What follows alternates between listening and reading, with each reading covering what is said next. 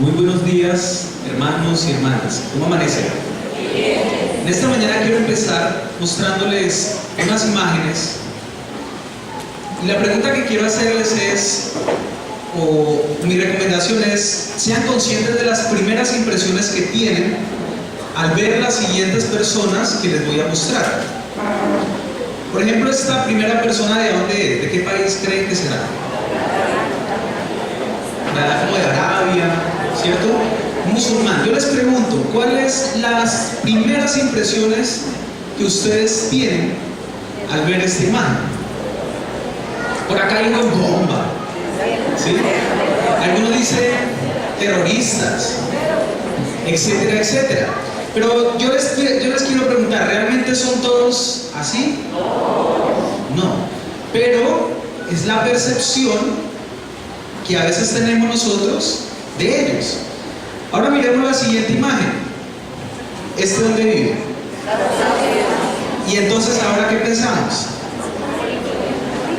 Decimos, ese gringo es como rico, ¿no? Nosotros vemos un gringo y creemos que tienen dinero, mejor dicho, que son a veces poderosos, pero ¿son todos así? Tampoco. Miremos este. Es un deportista, pero un skater. ¿Cuál es la primera impresión que tenemos a veces de ellos? ¿Cómo dijeron por acá? Algunos dijeron que vago, pero ¿realmente son todos así? No, no son todos así. Pero miremos esta imagen. Es un colombiano. ¿Sí? Para nosotros aquí, ¿qué podríamos decir? Echado para adelante, qué orgullo colombiano. Pero yo les pregunto, si ustedes fueran un público por allá en Asia, al contrario, en Estados Unidos, y yo les mostrara esta imagen, ¿qué dirían ellos? ¿Qué dirían ellos?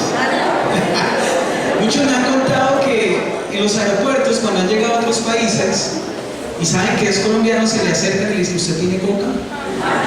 Desafortunadamente es la imagen que muchas veces tenemos por fuera. Pero yo les pregunto, ¿aquí en Colombia todos somos así? No, en realidad es una minúscula parte. Pero miremos esta última familia hermosa que está ahí. Están, si se dan cuenta, están ahí leyendo la Biblia. Hablemos de que es una familia de creyentes. ¿Tú qué puedes decir de ellos? Tú puedes decir muchas cosas bonitas. Pero yo les pregunto, si las personas que están alrededor tuyo, los que te rodean en el trabajo, tuvieran que hablar del pueblo de Dios por tu testimonio, ¿qué dirían? Puede ser que digan, no, debe ser que los cristianos son los mejores trabajadores. Búsquenme más porque son responsables, son honestos, llegan a tiempo, cumplen, hacen las cosas con excelencia. Puede ser. Pero también he escuchado el caso donde dicen, no, cristianos no, porque esto, aquello y esto. Ahora, ¿somos todos así? Por ejemplo, dicen, no, es que los cristianos son muy religiosos y no son alegres. ¿Somos todos así? No. Pero resulta y pasa que sí han habido hermanos nuestros que no han tenido buen testimonio con los de afuera y por lo tanto también la imagen del pueblo de Dios está dañada en este momento, ¿sí? Si le preguntamos a una persona de afuera ¿qué cree de la iglesia cristiana? Vamos a tener diferentes opiniones. Por eso hoy te quiero decir, tú representas a Jesucristo, tú representas al pueblo de Dios. Y la invitación que quiero hacerte en esta mañana, el título de la enseñanza es, ayúdenme a leerlo conmigo a la hora 3. 1, 2, 3. Representa bien a Jesucristo. En definitiva, tenemos que representarlo y lo representamos. Entonces, ¿cómo debemos hacerlo? Bien. Y para eso vamos a estar estudiando un libro profético. Les invito a que me acompañen ahí en sus Biblias, Ezequiel capítulo 36. Y vamos a estar leyendo desde el versículo 16 en adelante.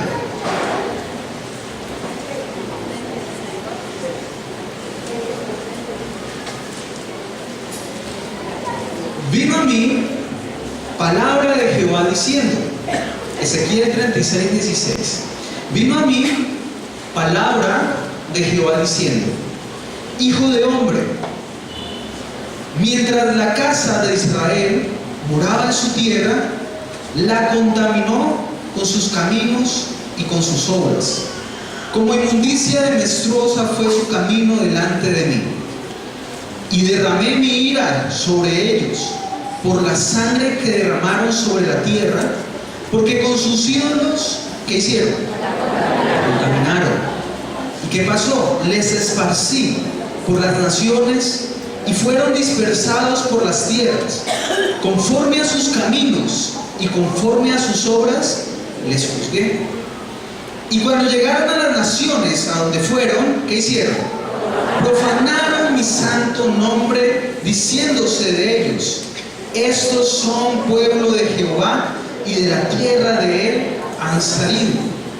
Pero he tenido dolor al ver mi santo nombre profanado por la casa de Israel entre las naciones a donde fueron. Aquí Ezequiel nos está dando el contexto de lo que está pasando en ese momento. Del versículo 16 al versículo 19, ¿qué nos dice ahí Ezequiel? El pueblo de Israel estaba en su territorio. ¿Qué hizo? Dice él que pecó.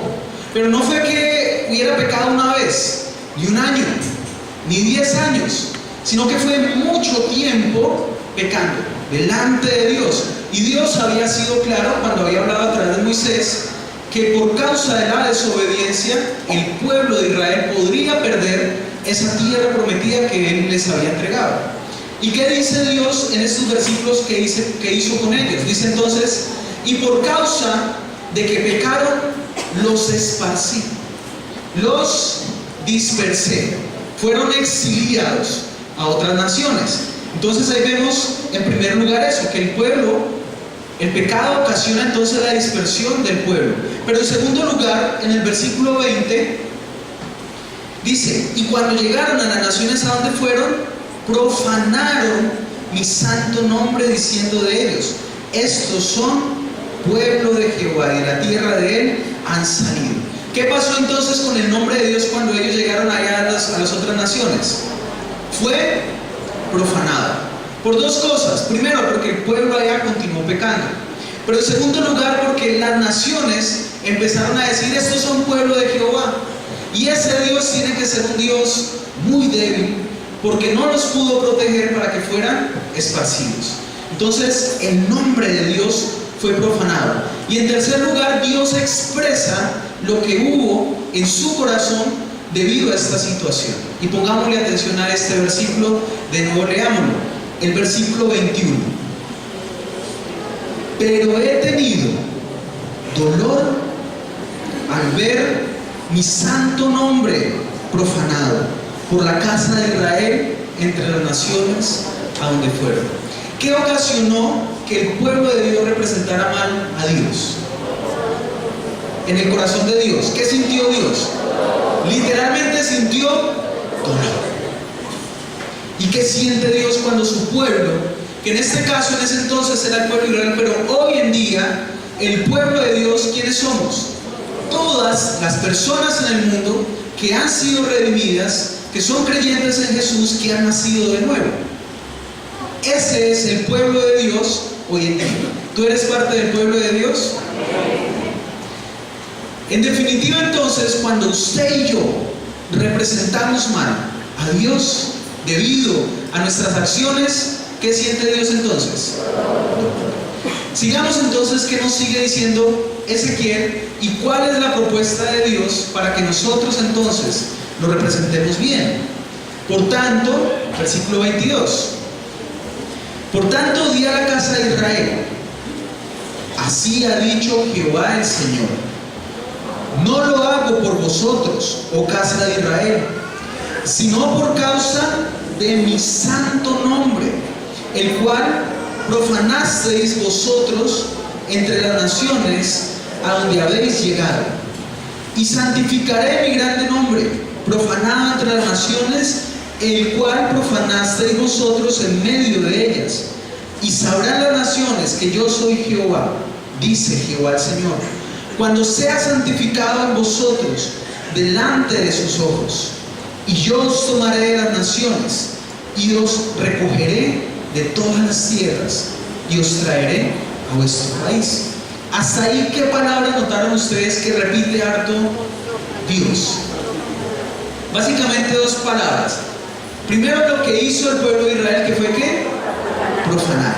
Y lo reitera Dios: y profanasteis. En un versículo lo dice varias veces: y profanasteis mi nombre. Pero en segundo lugar, ¿qué repite Dios en cuanto al nombre de Él? Que profanaron su santo nombre. ¿Cómo es Dios? 3 veces santo. Y cuando usted y yo no lo representamos bien, en este caso Dios demanda y dice: es que es mi santo nombre, yo soy santo. Y en primer lugar, el primer llamado que nos hace Ezequiel, Dios a través de la profecía en Ezequiel, es el que está ahí, que está en el versículo 25: viva en santidad. Viva en santidad. Entonces, si queremos representar bien a Jesucristo, ¿qué debemos hacer en primer lugar? Vivir en santidad. Veamos el versículo 25 que nos dice: esparciré sobre vosotros agua limpia y seréis limpiados de todas vuestras inmundicias, y de todos vuestros ídolos os limpiaré. En primer lugar, debemos decir que nosotros hemos sido limpiados por medio de la obra de ¿quién? De Jesucristo. Todos sus pecados, todos mis pecados fueron perdonados cuando Jesucristo murió en la cruz. Eso es claro. Cuando nosotros no conocíamos de Jesús y escuchamos el Evangelio y lo aceptamos a Él, ¿qué pasaron con todos nuestros pecados? Fueron completamente limpiados. En segundo lugar, además de que Jesús hizo esta obra en nosotros, ya no somos esclavos del pecado. Por favor, dígale a la persona que está ahí al lado: ya no eres esclavo del pecado. Y es que, hermanos, no tenemos excusa para, después de haber recibido a Jesús, después de haber recibido la nueva vida que es en Él, seguir pecando. No hay excusa. No tenemos ninguna excusa porque ya somos libres de la esclavitud del pecado. El pecado no nos ata. No podemos decir: es que, no sé, el pecado me llevó a hacer esto. No. Nosotros podemos decidir. Tenemos la voluntad de decidir si pecar o no pecar. Pero también, ¿qué dice ahí el pasaje? Que Él nos va a limpiar de todos vuestros ídolos.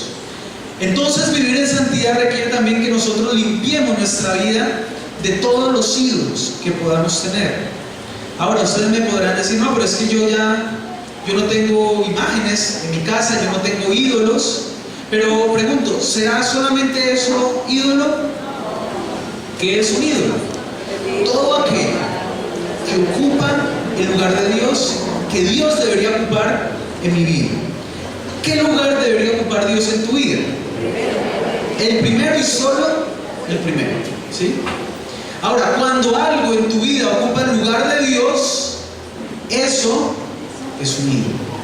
Entonces, por ejemplo, mi trabajo, que puede ser una bendición, se puede convertir en un ídolo si permito que eso esté antes que Dios en mi vida. Mi familia, mi esposa, mis hijos, el dinero, la codicia, pueden ser ídolos que podemos tener hoy en día.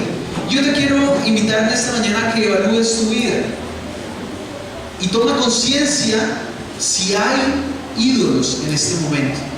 Si hay alguien o algo diferente de Dios que está recibiendo de una u otra manera tu adoración, porque eso es un ídolo. Y el primer llamado para representar bien a Jesús es que debemos vivir como en santidad, y requiere que nos limpiemos de todo ídolo. Pero ¿qué usa Dios para limpiarnos? ¿Qué usa Dios en este momento? ¿Qué recursos tenemos? La palabra de Dios. Entonces, en cuarto lugar, la palabra de Dios nos ayuda a limpiar nuestras vidas.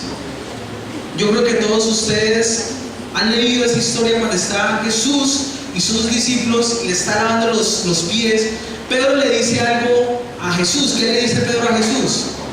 A mí no me laves, ¿sí? ¿Y qué le dice Jesús? Si no te lavo, no puedes estar en el reino de los cielos. Jesús no estaba hablando de esa limpieza de los pies. ¿Y qué le dice Pedro? Señor, entonces si es así, no solo me lave los pies, sino lávame completamente. Y Jesús le aclara y le dice: no, Pedro, usted ha sido limpiado, ustedes han sido limpiados por medio de ¿qué? Una palabra que yo les he hablado. Y entonces, si queremos vivir en santidad, el recurso al que debemos apelar cada día, y es cada día que debemos venir a ella, es la palabra de Dios. Ella nos va a ayudar a vivir en santidad. Entonces, ¿qué es lo primero que debemos hacer para representar bien a Jesús? Vivir en santidad. Es claro. En segundo lugar, el siguiente versículo nos lo dice, el versículo 26. Leámoslo por favor ahí en la Biblia. Versículo 26. Os daré corazón nuevo y pondré espíritu nuevo dentro de vosotros, y quitaré de vuestra carne el corazón que era como de piedra, y os daré un corazón de carne. En segundo lugar, lo que debemos hacer nosotros para representar bien a Jesús es dejar atrás ¿a quién? Viejo. Dile a la persona que está ahí al lado: deja atrás el viejo hombre. La palabra de Dios nos dice de que nosotros somos una nueva creación, en Jesucristo. Nueva criatura somos por medio de Jesús. Y nuestro corazón ya no es como de piedra. ¿Cómo es la piedra? Dura. ¿Y cómo éramos nosotros antes de Jesús, antes de haber recibido a Jesús? Éramos duros, insensibles a la voz de Dios, insensibles a la voluntad de Dios. Pero en este momento ya no somos así. Dios dice que ha colocado en nosotros un corazón de carne, o sea, un corazón sensible a la voz de Dios. Ahora, ese proceso de un corazón de piedra a un corazón de carne, Pablo lo explica mejor. Por favor, acompáñenme en Efesios capítulo 4.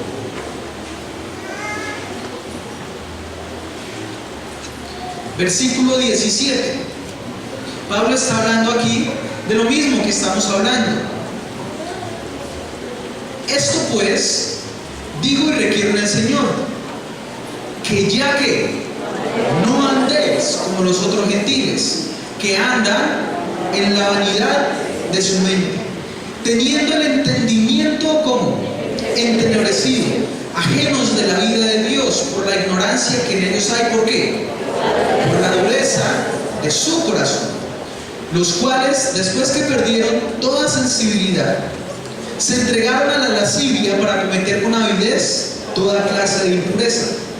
Mas vosotros no habéis aprendido así a Cristo, si en verdad le habéis oído y habéis sido por él enseñados conforme a la verdad que está en Jesús. En cuanto a la pasada manera de vivir, ¿qué debemos hacer? Despojados del viejo hombre que está viciado conforme a los deseos engañosos, y renovados en el espíritu de vuestra mente. ¿Y vestidos de quién? Del nuevo hombre, creados según Dios en la justicia y santidad de verdad. Por lo cual, desechando la mentira, hablad verdad cada uno con su prójimo, porque somos miembros los unos de los otros. Airaos, pero no pequéis. No se ponga el sol sobre vuestro enojo, ni deis lugar al diablo. El que hurtaba, ¿qué debe hacer? No hurte más, sino trabaje, haciendo con sus manos lo que es bueno, para que tenga que compartir con el que padece necesidad. Ninguna palabra corrompida salga de vuestra boca, sino la que sea buena para la necesaria edificación, a fin de dar gracia a los oyentes. Y no contristéis al Espíritu Santo de Dios, con el cual fuisteis sellados para el día de la redención. Quítense de vosotros toda amargura, enojo, ira, gritería y maledicencia y toda malicia. Antes sed benignos unos con otros, misericordiosos, perdonándoos unos a otros, como Dios también perdonó a vosotros en Cristo. Si bien es cierto que en nosotros está esa naturaleza pecaminosa, ¿qué debemos hacer entonces con ella? ¿Dejarla dónde? Atrás. Y Pablo es lo que nos está diciendo aquí. Si a usted le gustaba la mentira antes de tener a Jesús, antes de ser un hijo de Dios, ¿qué debe hacer ahora? Hablar la verdad. Porque en el momento en que usted le diga mentira a una persona que no conoce de Dios y lo pesque en la mentira, ¿qué va a decir él? Ah, no es que es cristiano. Ah, es que los cristianos son. Por eso la importancia. O en el momento en que usted fue grosero y sigue diciendo palabras soeces con su boca, ¿qué van a decir? Pero luego no es que usted es cristiano, luego es que usted no es creyente. O la ira, ¿sí? O dice ahí, el que hurtaba, no hurte más. Yo estoy seguro que usted y yo tenemos en nuestra carne muchas cosas que son del viejo hombre, que están ahí. Pero ¿qué debemos hacer con ellas? Despojarlas y cambiarlas por lo nuevo, la nueva vida que es en Cristo Jesús. Así que el segundo llamado que nos hace Dios en esta mañana, para representarlo bien, ¿cuál es? Deje atrás el viejo. Debemos dejarlo atrás. Que cuando una persona vea en nosotros, ¿a quién deben ver? Al que representamos. ¿Y a quién representamos? Al Señor Jesús. Entonces, evaluemos nuestras vidas. ¿Qué cosas hay que debemos dejar atrás? ¿Qué estamos haciendo aún? ¿Qué está haciendo de tropiezo para que otras personas no vengan al Evangelio? Y yo me temo que muchas personas no vienen al Evangelio por el testimonio que dan muchos creyentes. Porque dicen, si ir allá es convertirme en eso, yo no quiero ir. Y no porque seamos así, sino porque nosotros, el pueblo de Dios, a veces damos un mal testimonio y representamos mal a Jesús en el lugar en el que estamos. Volvamos otra vez a Ezequiel, por favor.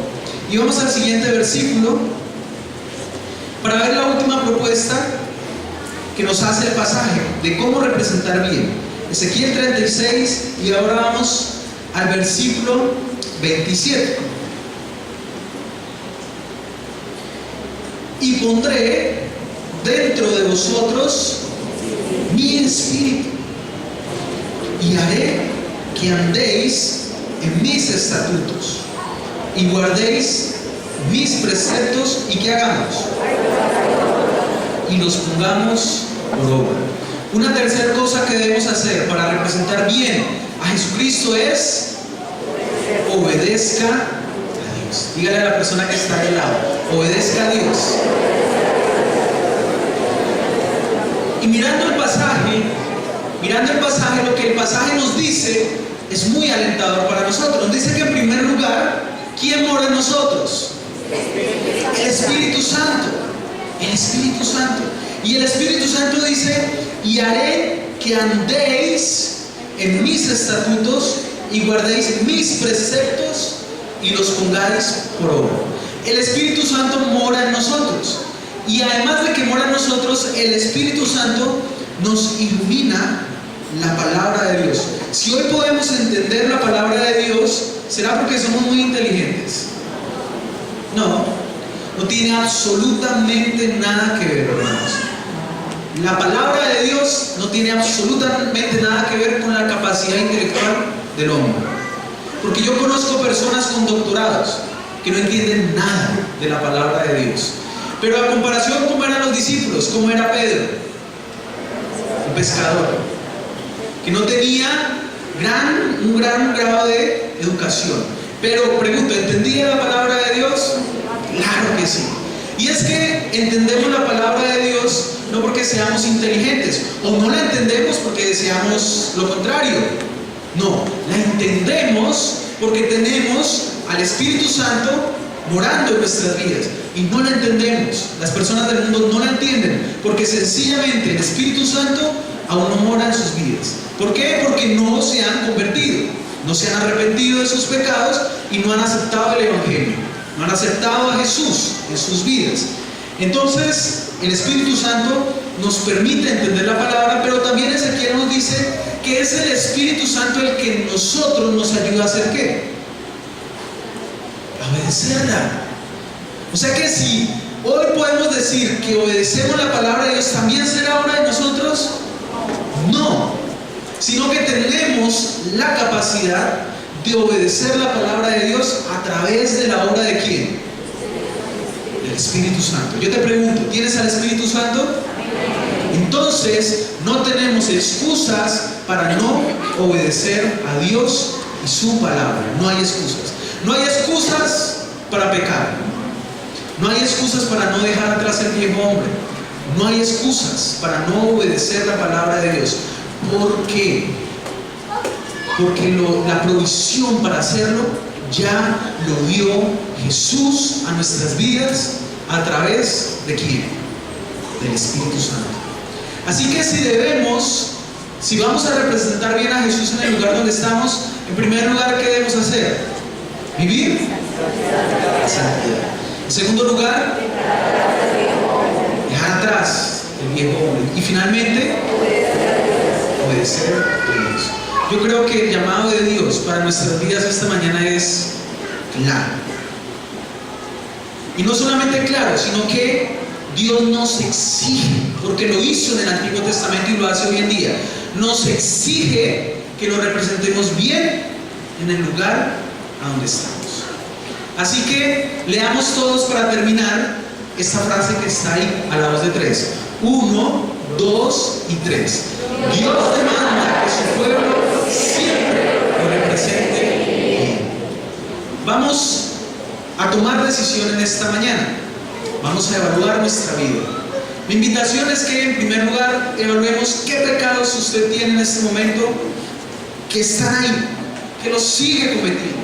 Pero en segundo lugar, ¿qué hay de ese viejo hombre que debe dejar atrás? Y en tercer lugar, ¿qué le ha dicho Dios que obedezca y usted aún no ha obedecido? Y teniendo esto en mente, yo le invito a que en esta mañana nos coloquemos en pie.